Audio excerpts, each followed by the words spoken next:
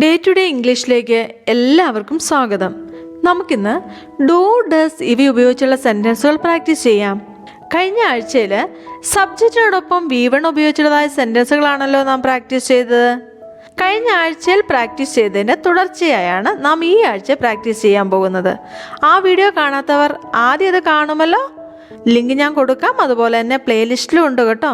നമുക്ക് സബ്ജക്റ്റിനോടൊപ്പം V1 ചേർക്കുമ്പോൾ കിട്ടുന്ന സെൻറ്റൻസുകൾ എങ്ങനെ ചോദ്യത്തിലേക്കും നിഷേധ രൂപത്തിലേക്കും മാറ്റാമെന്ന് മനസ്സിലാക്കാം. അതായത് ഒരു കാര്യം ചെയ്യാറുണ്ടോ, ചെയ്യാറില്ലേ, ചെയ്യാറില്ല എന്നിങ്ങനെയൊക്കെ പറഞ്ഞും ചോദിച്ചും പ്രാക്ടീസ് ചെയ്യാം. പോകാം നമുക്ക് ഇന്നത്തെ സെൻറ്റൻസുകളിലേക്ക്. നിങ്ങൾക്ക് ഇന്നത്തെ വീഡിയോ പ്രയോജനപ്പെട്ട ലൈക്ക് ഓർ കമൻറ്റ്സ് പ്രതീക്ഷിക്കുന്നുണ്ട് കേട്ടോ.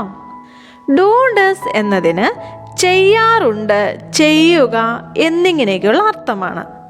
എന്നാൽ ചെയ്യാറില്ല, ചെയ്യുന്നില്ല എന്ന് പറയുവാൻ വേണ്ടി ഡുവിൻ്റെ കൂടെ നോട്ട് ചേർത്ത് പറയാം.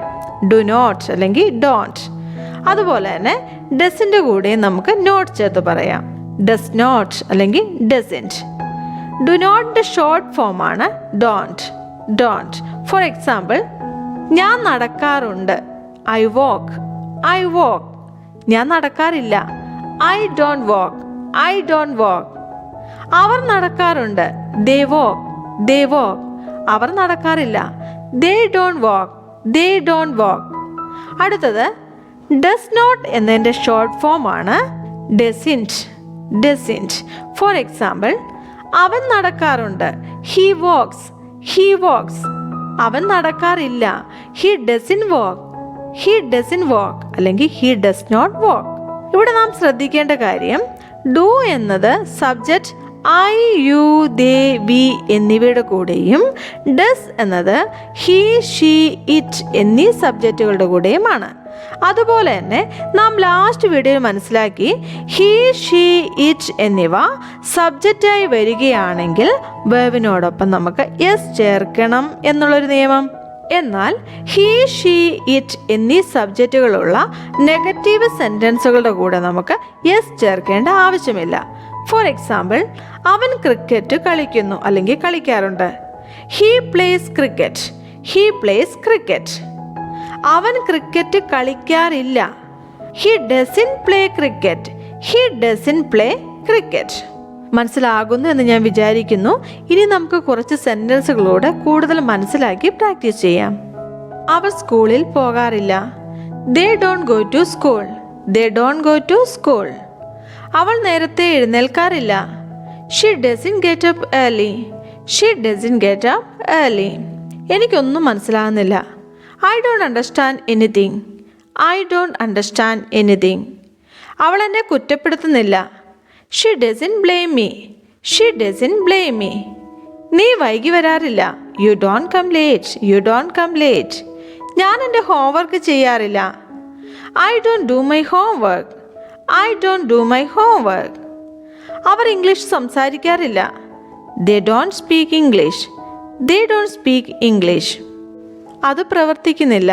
It doesn't work. It doesn't work. എനിക്ക് പുതിയ ഡ്രസ്സ് വേണ്ട. I don't want a new dress. I don't want a new dress. അവൻ novel എഴുതാറില്ല. He doesn't write novels.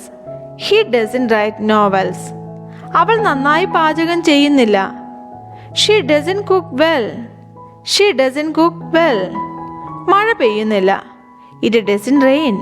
It doesn't rain. അവൻ എന്നോട് ചോദിക്കാറില്ല. He doesn't ask me. He doesn't ask me. മനസ്സിലായല്ലോ. ഇനി അല്പം ചോദ്യങ്ങളാകാം അല്ലേ. നീ നടക്കാറുണ്ടോ? Do you walk? Do you walk? നീ നടക്കാറില്ലേ? Don't you walk?